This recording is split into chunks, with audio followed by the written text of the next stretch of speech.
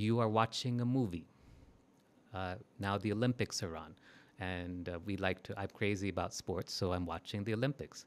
While I'm watching, I'm just enjoying the athlete's perfection, their strength, their dedication, their diligence.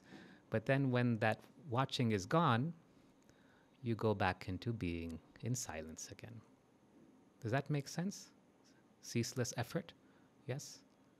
Thoughts on this? Doubts?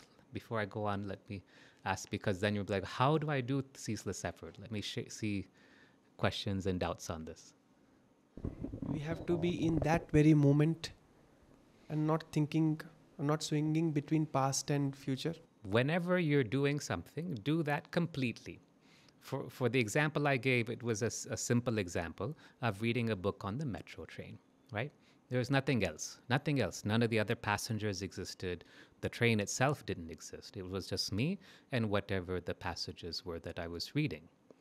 If you are washing dishes, the famous Buddhist master, Thich Nhat Hanh, he likes to talk about washing dishes. When you're washing dishes, something so simple, just wash the dishes. Don't think about anything else. Don't put your mind here or there in the past or the future. That's the secret to staying in that present moment. This is part of ceaseless effort, is staying in the present. What happens when you go into the past, Swami says, you get depression. No? Living in the past is a common cause of depression, Swami says. When you're living in the future, we're going into the future, you're talking about fears, anxieties, worries, fantasies, and so forth. So leave it. Doesn't mean you don't plan for things, right? But you use common sense, but you get the point.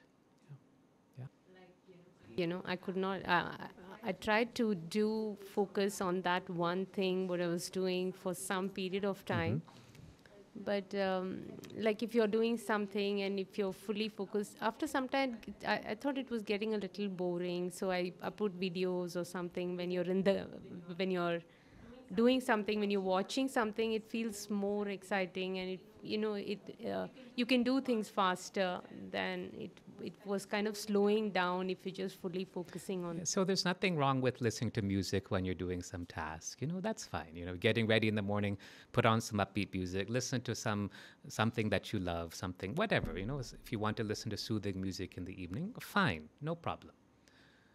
But the point is, in the ceaseless effort, you're staying in the present moment, and you're always, always, always striving to be one with God. That's the key. You're striving to be one with God.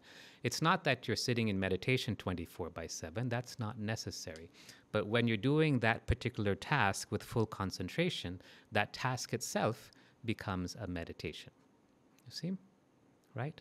Now, what you do is, once you have the ceaseless effort, you're learning to live in the present moment, then you push away all other thoughts. You allow the mind to become silent. And this is what Srinivas brother was talking about before. You settle into a state of silence. And when you have that silence, guess what? The whole world disappears. This whole creation is just a projection of the mind.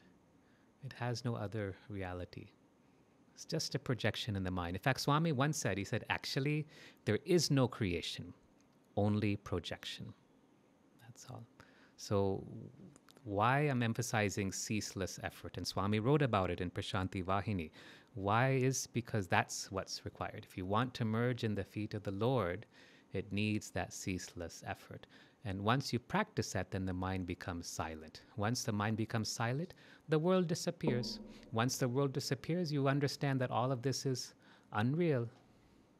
It's not real. Just like when you wake up from a dream and you realize that whatever you thought was so real in the dream is now not real, right?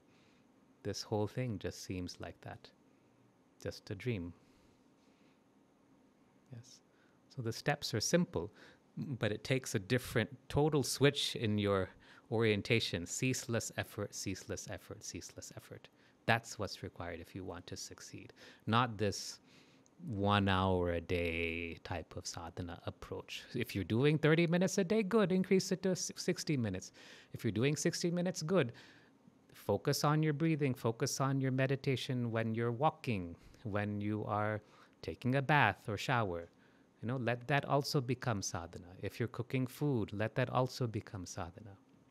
That's how you have ceaseless effort. Yeah. Questions on this? You understand? Yes. So how will you implement this? Now, this is where the testing comes in, okay? Nowadays, I'm practicing whatever I'm doing, I'm trying to feel it inside, the joy of doing that. Mhm. And every time I'm sharing it with the universe. So, like everyone, how I'm feeling, that feeling of love, joy. Good. So now I'm consciously trying to remember that and doing it most of the time along with the sadhana, whatever I'm doing. Excellent. So this is the other way to practice ceaseless effort. The first way, what we just discussed, is the path of wisdom, where you just realize, I'm tired of dreaming, I'm tired of sleeping, I want to wake up from the dream and realize the truth, that I am the self, I am Swami, I am God, I'm not different from God, I'm Satchit Ananda. The second way is what you've described, is where you realize, I am love, I am pure love, and everything is love. And both ways are fine. Both ways are fine. And actually what will happen is when you practice one, you'll end up bringing the other, right? Love will show you that you are what? Love will show you that you are everything. Wisdom will show you that you are what? Nothing. Love will show you that you are everything. Wisdom will show you that you are no thing. Yes? So whether you do ceaseless effort through the path of love, which is a lot of fun, or whether you do ceaseless effort through the path of wisdom, either is fine. But it's that ceaseless effort that is required. So if I were to give you this cup of tea, and you were just to hold the cup, you should feel the love that comes from this body, and if you're sensitive enough, you should be able to pick up that love, right? So that means that while I'm drinking the tea, I'm just in a state of love. Does that make sense? Yes? So if I were to sit in the spot where you're sitting, I should, after you get up, of course, then I should be able to feel that love that is left on the ground, that vibration of love, because you were sitting there before me. Yes? If I were to pick up a t-shirt of yours, then I should be able to feel that vibration of love on that shirt, because you're always sending out love to everyone and everything around you. That is real ceaseless effort. Yes? So this is what I want to see. If you give me a pen, the same thing. I remember once I received some documents that had been signed by Bhagavan. It was actually some documents for my medical license to practice medicine in India. And Swami, as head of the Sri Satya Sai Institute of Higher Medical Sciences, had to sign off. So he did. He signed it and they gave it back to me. Oh my goodness, what love was coming from those documents. And I was like, man, it's too bad I have to send this to the government.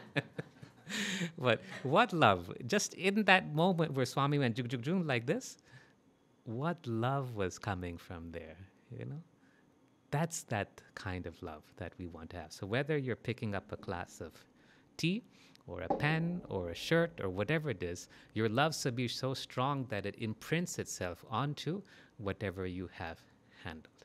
Yeah? Does that make sense? That is ceaseless effort. Constantly giving love. You're in the car on the way home, and you're sending love to everyone around you. You're in the grocery store, and you're sending love to everyone around you. Go to a cafe and send love to everyone around you. Yesterday, I went to a coffee shop with one of my employees for a one-on-one, a session with him, a one-on-one session with him. And while we were talking, I was just sending love to everyone in the Starbucks. Yes. This is sadhana. This is ceaseless effort. This is what I mean. So either you do it through this way, where you realize that all this is, it's a dream, or you do it through what you have described, where everything is love, love, love, love, love, always love. Yes, but ceaseless effort.